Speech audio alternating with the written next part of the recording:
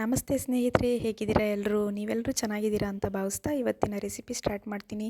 Recipe start ಮಾಡೋದಕ್ಕೂ ಮುಂಚೆ please ನನ್ನ ಚಾನಲ್ನ ಸಬ್ಸ್ಕ್ರೈಬ್ ಮಾಡ್ಕೊಳ್ಳಿ, ಪ್ಲೀಸ್ ಸಪೋರ್ಟ್ ಮಾಡಿ.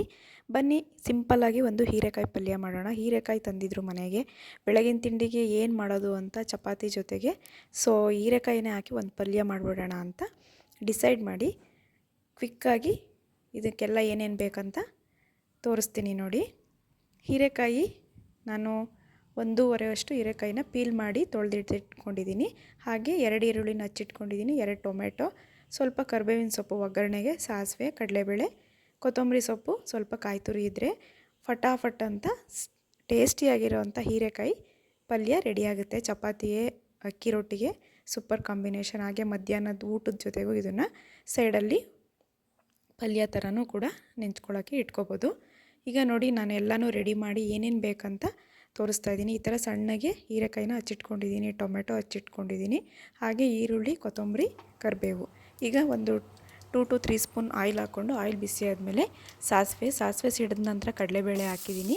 ನಂತರ ಹಚ್ಚಿಟ್ಕೊಂಡಂಥ ಈರುಳ್ಳಿನೂ ಹಾಕಿ ಸ್ವಲ್ಪ ಹೊತ್ತು ಇದೇ ಥರನೇ ಫ್ರೈ ಮಾಡ್ಕೊಳ್ಳೋಣ. ಒಂದು ಸ್ವಲ್ಪ ಹೊತ್ತು ಆದಮೇಲೆ, ಒಂದು 5 ಸೆಕೆಂಡ್ಸ್ ಆದಮೇಲೆ ಸ್ವಲ್ಪ ಟರ್ಮರಿಕ್ ಹಾಕ್ತಾಯಿದ್ದೀನಿ. ಟರ್ಮರಿಕ್ ಹಾಕೋದ್ರಿಂದ ಈರುಳ್ಳಿ ಕೂಡ ಬೇಗ ಬೇಯುತ್ತೆ ಅನ್ನೋ ಒಂದು ರೀಸನ್ಗೆ ಸ್ವಲ್ಪ ಟರ್ಮರಿಕ್ ಹಾಕ್ಕೊಂಡು ಹಾಗೆ ಕೈ ಆಡಿಸ್ಕೊಳ್ತಾ ಇರಿ. ಹೀರೆಕಾಯಿಂದ ನಾವು ಸಾಂಬಾರು ಮಾಡ್ಬೋದು, ಬಸ್ಸಾರಿಗೆ ಹಾಕ್ಬೋದು, ಹಾಗೆ ಬಜ್ಜಿ ಮಾಡ್ಕೋಬೋದು, ಪಲ್ಯ ಮಾಡ್ಕೋಬೋದು. ತುಂಬಾ ಚೆನ್ನಾಗಿರುತ್ತೆ. ಹಾಗೆ ಇದು ಹೆಲ್ತ್ಗೂ ಕೂಡ ತುಂಬ ಒಳ್ಳೆಯದು ನೋಡಿ. ಈಗ ಸ್ವಲ್ಪ ಅರಿಶಿನ ಹಾಕ್ಬಿಟ್ಟು ನಾನು ಒಂದು 5 to 10 ಸೆಕೆಂಡ್ಸ್ ಈ ಥರ ಸೌಟಲ್ಲಿ ಆಡಿಸ್ಕೊಂಡು, ಆಮೇಲೆ ಕರಿಬೇವಿನ ಸೊಪ್ಪು ಹಾಕ್ಕೊಂಡು ಇನ್ನೊಂದು ಸ್ವಲ್ಪ ಹೊತ್ತು ಹಾಗೆ ಮಿಕ್ಸ್ ಮಾಡ್ಕೊತಾ ಇದ್ದೀನಿ. ಇದೊಂದು 10 ಸೆಕೆಂಡ್ಸ್ ಫ್ರೈ ಆದಮೇಲೆ ಎಣ್ಣೆಯಲ್ಲಿ ಟೊಮೆಟೊ ಹಾಕ್ಕೊಳ್ಳೋಣ.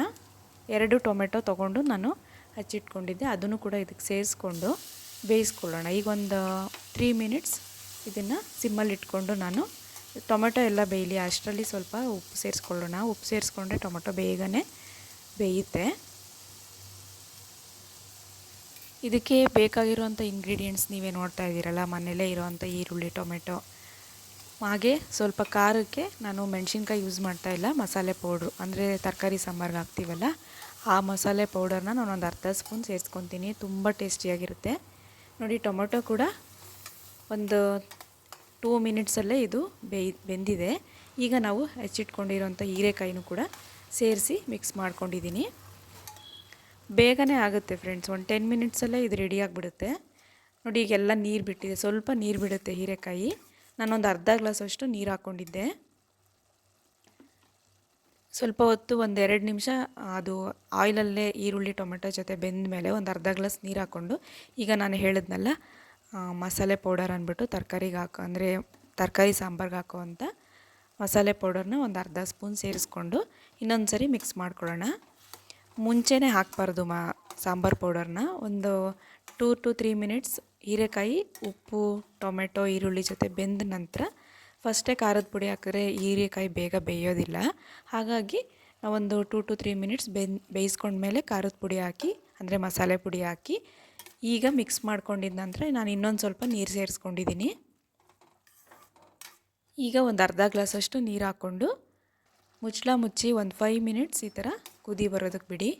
ಈಗ ನೋಡಿ, ಫೈನಲಾಗಿ ಹೀರೆಕಾಯಿ ಕೂಡ ಬೆಂದಿದೆ, ಮಸಾಲೆ, ಉಪ್ಪು, ಖಾರ ಎಲ್ಲ ಹಿಡ್ದಿರುತ್ತೆ. ಈ ಟೈಮಲ್ಲೇ ನಾನು ಕೊತ್ತಂಬರಿ ಹಾಗೆ ತೆಂಗಿನಕಾಯಿ ತುರಿ ಸೇರಿಸ್ಕೊಂಡು ಮಿಕ್ಸ್ ಮಾಡಿ ಸ್ಟವ್ ಆಫ್ ಮಾಡಿದ್ರೆ ಫಟಾಫಟ್ ಅಂತ ಟೇಸ್ಟಿಯಾಗಿರೋವಂಥ ಹೀರೆಕಾಯಿ ಪಲ್ಯ ರೆಡಿ ಆಯಿತು. ನೋಡಿದ್ರಲ್ಲ ಎಷ್ಟು ಸಿಂಪಲ್ಲಾಗಿ ಹೀರೆಕಾಯಿ ಪಲ್ಯ ಮಾಡಿದೆ ಅಂತ. ನೀವು ಕೂಡ ಮಾಡ್ಕೊಳ್ಳಿ, ತುಂಬ ಚೆನ್ನಾಗಿರುತ್ತೆ. ಸ್ವಲ್ಪನಾದರೂ ಈ ಒಂದು ರೆಸಿಪಿ ನಿಮಗಿಷ್ಟ ಆದರೆ ಪ್ಲೀಸ್ ಲೈಕ್ ಮಾಡಿ, ಹಾಗೆ ನಿಮ್ಮ ಫ್ರೆಂಡ್ಸ್ ಆ್ಯಂಡ್ ಫ್ಯಾಮಿಲಿಗೂ ಕೂಡ ಶೇರ್ ಮಾಡಿ. ನನ್ನ ಚಾನಲ್ನ ಸಪೋರ್ಟ್ ಮಾಡೋದನ್ನ ಮರಿಬೇಡಿ, ಪ್ಲೀಸ್ ಸಬ್ಸ್ಕ್ರೈಬ್ ಮಾಡ್ಕೊಳ್ಳಿ. ಇದಕ್ಕೆ ನಾನು ಇದಕ್ಕೆ ಕಾಂಬಿನೇಷನ್ ಆಗಿ ಚಪಾತಿ ಮಾಡ್ಕೊಂಡಿದ್ದೆ. ಚಪಾತಿ ಜೊತೆ ಹೀರೆಕಾಯಿ ಪಲ್ಯನ ಸರ್ವ್ ಮಾಡಿದ್ದೀನಿ ನೋಡಿ.